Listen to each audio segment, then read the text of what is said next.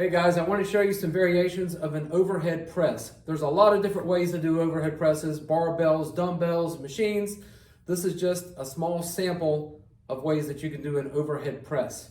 Anytime you lift up your arms overhead, if your upper arm is moving, that's when your shoulder is working. If you lift an arm to the front, it's working the front of your shoulders. If you lift your arm out to the side, you're using the side of your shoulders.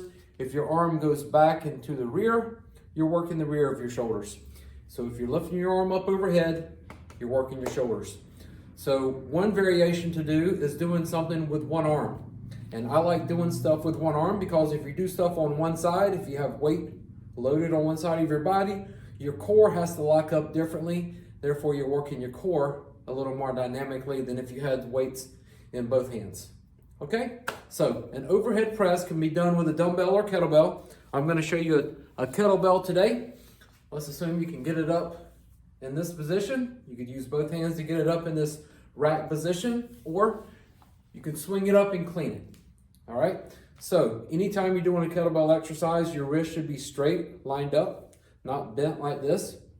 So this is going to feel a lot differently if you've never done overhead presses with a kettlebell. If you've used a dumbbell before, a dumbbell, the weight is lined up with your wrist, and that's what you're used to doing. But with a kettlebell, the weight is out to the side, and it's providing a different pull on your arm and your shoulder. So it's going to feel a lot differently.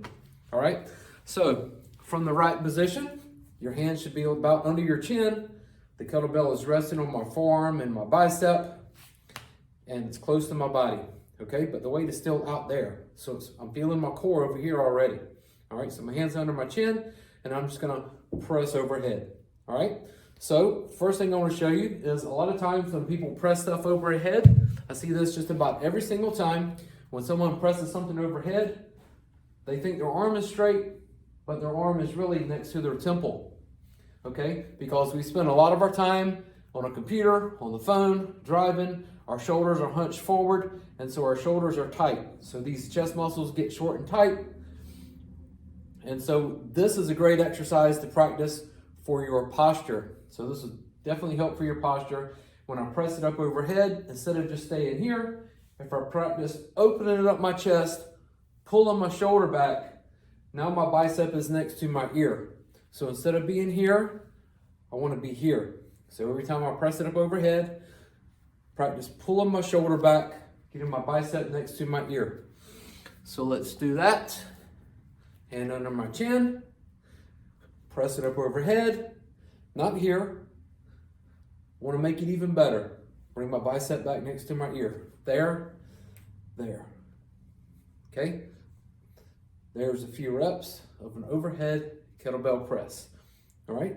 That's one variation. My wrist is staying straight, and when I'm coming down, I come straight down under my chin. If you had a dumbbell, it would feel better to keep it out there, but with a kettlebell, you need to think about going in a straight line from overhead, straight under your chin. There. All right? Now, let's make this a push press.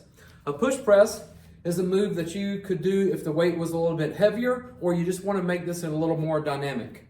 So from here, I would bend my knees a little bit to get some springy action. So my knees need to go out. Okay, my knees don't need to go forward. My knees need to go out. I'd squat just a little bit, then push it up. Okay, so let's do that. Here, squat just a little bit, get a little push behind it, push, come back down. Push, come back down. So this is something you could do if the weight was a little heavier and you couldn't manage to get it up there, or you just want to make this move more dynamic and more of an all-over body move. Boom, then I'm using my legs, okay? We can also do a jerk press. I really like doing this because it makes the move even more dynamic, and you could use weight, once you get used to the move, even heavier than you could with a push press. The purpose of a jerk is to get the weight overhead and lock your arm out. So from here, I'm gonna start out like a push press and jump up, and I'm trying to separate myself from the weight. I wanna jump up and push down, squat down and lock my arm out and stand back up with it. Let me show you what that would look like. Cleaning it, start out like a push press, and I want to jump up just a little bit off the ground, jump up and go down and lock it up overhead, and then come back down. Push my knees out, lock it out, there. Okay, so that would be the correct way to do it. If I come out here and I don't really lock it out, then I'm using my arm muscles to push it up there, okay? But my goal is to get that arm locked out underneath of it. I'm gonna drop my weight down, lock the arm out. There, I didn't like the way that looked. Let's do it again. There, lock it out. All right, now, so like I said, that's a way that you could make it more dynamic, using more muscles in your body. Now let's make it even more dynamic than that. Something that'll really get your heart rate up and use even more muscles in your body. And that's if you make it a more dynamic catch when you come down. So I'm gonna jerk it up. And then instead of just coming down slowly, if the weight's really heavy, that's how I discovered this. I'm sure somebody else has done this too. But the way that I discovered this is the weight was really heavy. I brought it down really fast and caught it like it's landing on a bean bag or like a spring. So bring it back down to here, catch it. And there's a lot of muscles that have to work to absorb the weight coming down. And that makes it a very dynamic exercise using a whole lot of muscles. All right, so let me show you what that looks like. And the breathing, usually you breathe when you exhale, when you press something, when you're doing the exerting part of the movement. And usually you would inhale when you're coming down. But for this exercise, since this uses so many muscles, I actually need to exhale when I'm absorbing the weight, because that helps my body tighten up and absorb the weight when it's coming back down. So I'm going to do 3 reps of that. So this is a jerk with a catch. I'm not sure what else to call it. Jerk, catch. I kind of absorbed it, okay? Jerk, catch.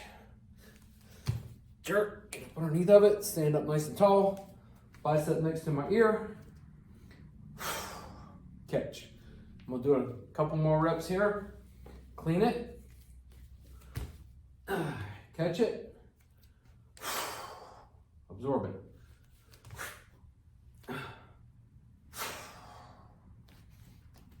All right, so those are variations of a push press. Remember, doing something on one side of your body works the core a lot differently.